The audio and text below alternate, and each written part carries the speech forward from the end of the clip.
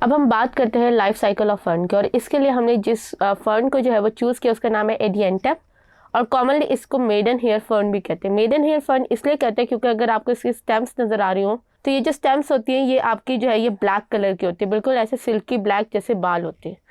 ये मोस्टली जो है ये पंजाब या मरी साइड पर अगर आपको जाने का इत्तेफाक हो तो आपको मरी के अंदर ये बहुत ज़्यादा नज़र आएंगे। ये ज़्यादातर वेट और मॉइस्ट कंडीशन पे ग्रो करते हैं।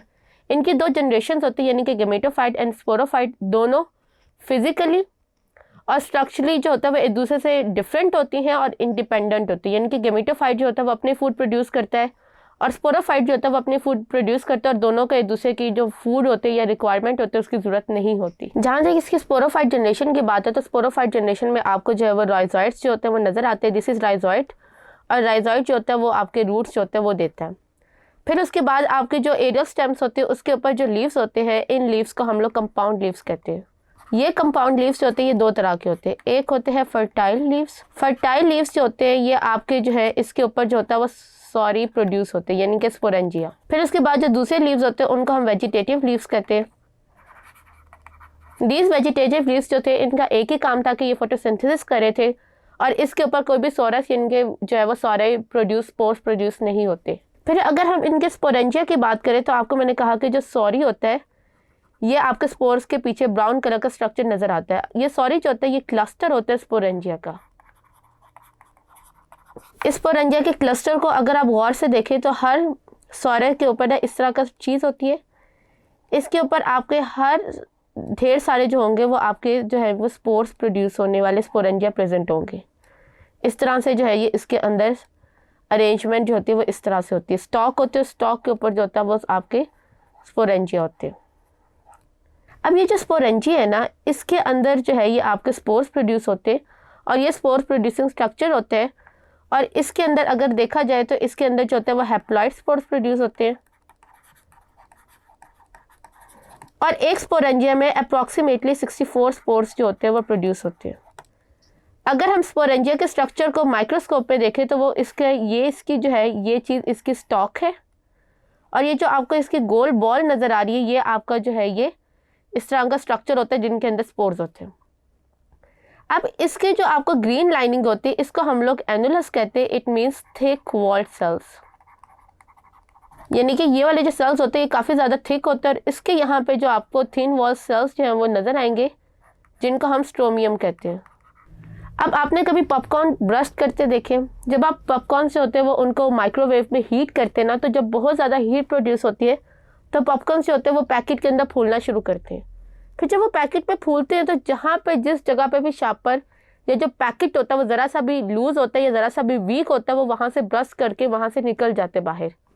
बिल्कुल इसी तरह स्ट्रोमियम जो है ये थिन सेल्स होते हैं, और इसीलिए जब आपके स्पोर्स बहुत ज़्यादा मेच्योर हो जाते हैं, रेडी टू गो होते हैं, तो वो बहुत ज़्यादा फूल के ब्रस्ट करवाते हैं। जब ब्रस्ट होता है तो एनुलस साइड क्योंकि थिक है तो वहाँ से ब्रस्टिंग नहीं होती, बल्कि स्ट्रोमियम से जो होता है ये ब्रस्ट होता है और ये बाहर निकल जाते हैं। इसके बाद इनकी लाइफ साइकिल अगेन मैंने आपको बताया कि दो जनरेशन है, स्पोरोफाइट्स और गेमेटोफाइट।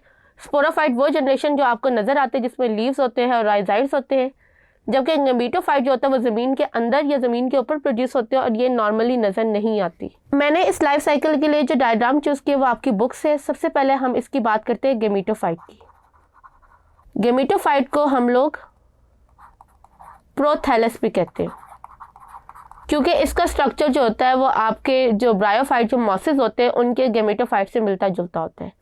ये हार्ट शेप होता है क्योंकि आपको नज़र आ रहा होगा यहाँ पे ये दिल की तरह का स्ट्रक्चर है। इसके अंदर जो आर्चिगोनियम होती है वो फीमेल गेमेटोफाइट होती है।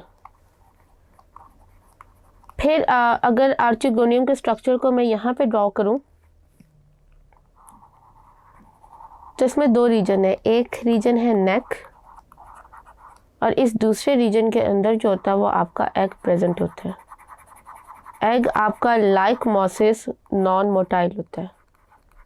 तो यहाँ तक आपको समझ आ रही होगी कि यहाँ पे जो इसने फीमेल गेमेटोफाइट है या जो गेमेटोफिटिक जनरेशन है उसने अपना मॉसेस के साथ जो है कनेक्शन या लिंक जो है वो आपको शो करी है। फिर जो एंथ्रीडियम होते हैं, एंथ्रीडियम के अंदर जो होता है वो स्पर्म्स प्रोड्यूस होते हैं। एंथ्रीडियम के जो स्पर्म्स होते हैं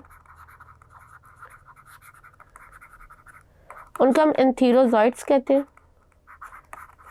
एंथेरोजॉइड्स जो होते हैं ये बायोफ्लैजिलेटेड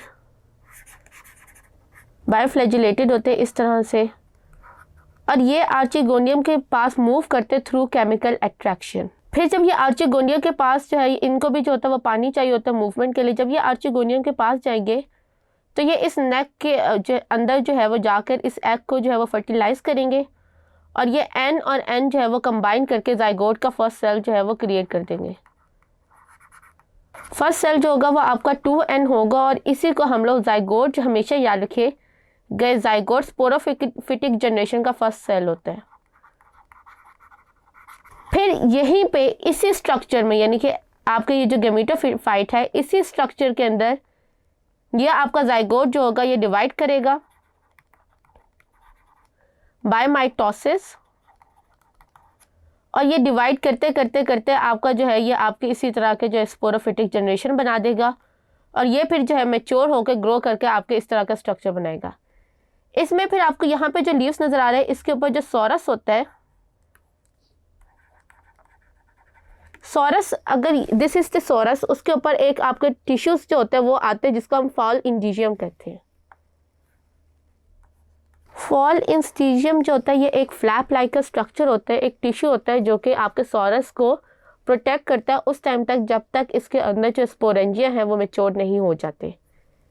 फिर उसके बाद आपका जो मैंने आपको स्पोरेंजिया का स्ट्रक्चर डिटेल में बता दिया था। फिर स्पोरेंजिया के अंदर जो स्पोर्स प्रोड्यूस होते हैं, जब आपका स्पोरेंजिया होता है तो स्पोरेंजिया के अंदर जो है वो मियोसिस हुई है, और मियोसिस के अंदर जो आपके हैप्लॉइड स्पोर्स प्रोड्यूस हुए हैं उनका अगर मैं स्ट्रक्चर यहाँ पर ड्रॉ करूँ तो उसके जो स्पोर्स होते हैं वो ब्राउन कलर के होते हैं, और उसके ऊपर जो होता है वो 3 कवरिंग होती हैं।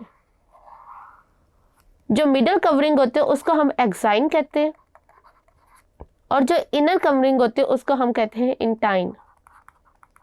आपकी बुक के अंदर बताया हुआ है कि स्पोर्स के अंदर जो होता है वो 2 कवरिंग्स होती हैं, लेकिन नॉर्मली जो स्पोर्स होते हैं उनके ऊपर 3 कवरिंग्स होती हैं।